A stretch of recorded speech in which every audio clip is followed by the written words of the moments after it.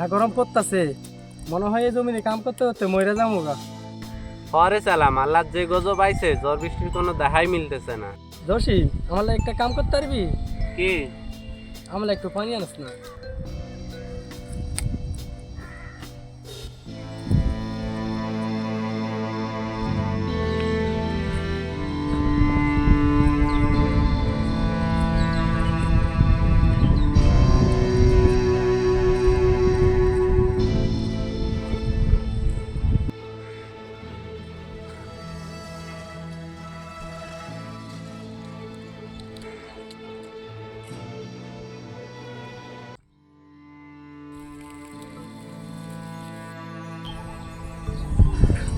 গরমে বৃষ্টির আশায় আজ দেশের বিভিন্ন স্থানে বিশেষ নামাজ আদায় করেছেন। সকালে ঝিনাইদহের ওয়াজির আলী স্কুল মাঠে এই কিসের নামাজ এটা? গরমে বৃষ্টির নামাজ পড় না, বৃষ্টির নামাজ আর কি। এরকম আবার নামাজ আছে নাকি? ধুর মিয়া। আজব মানুষ।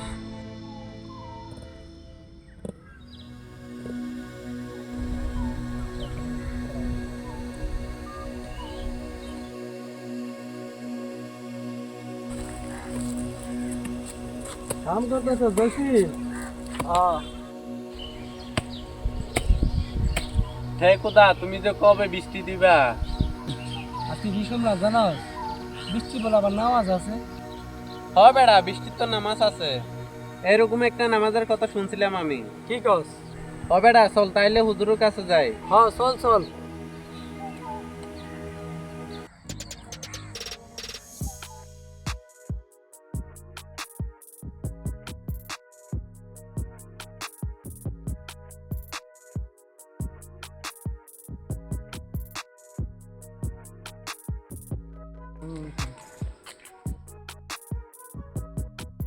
এই টাইমে হুজুরের কাম হতো। চল চল, করিম চাচার দোকানে থাকবো। চল তাইলে।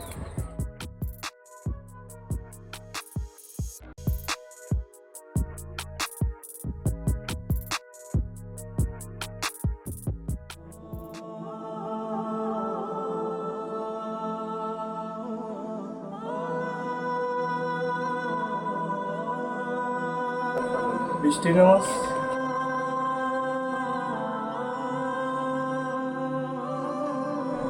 যখন বেশি গরম পড়তো তখন রাসূল সাল্লাল্লাহু আলাইহি ওয়াসাল্লাম আমাদের জন্য এমন একটি নামাজের কথা বলে গেছেন যেটার নাম সালাতুল ইস্তিসকা। হুজুরে এটা আমরা করতে চাই।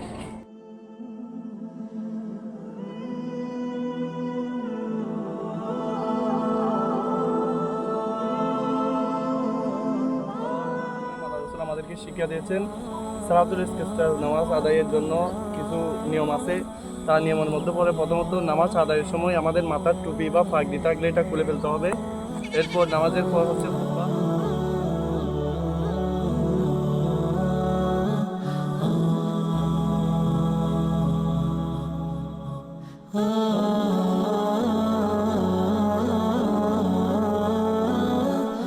আমাদের থেকে প্রথম হচ্ছে আমাদের থেকে নিয়মটা সকল কাছে আল্লাহর কাছ থেকে এটা প্রার্থনা আমাদের করতে হবে।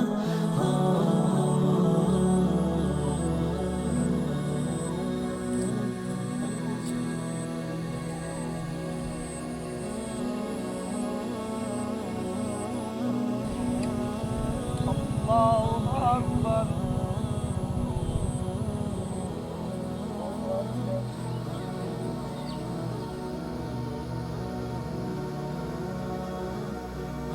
السلام عليكم ورحمة الله. السلام عليكم ورحمة الله. اللهم آمين.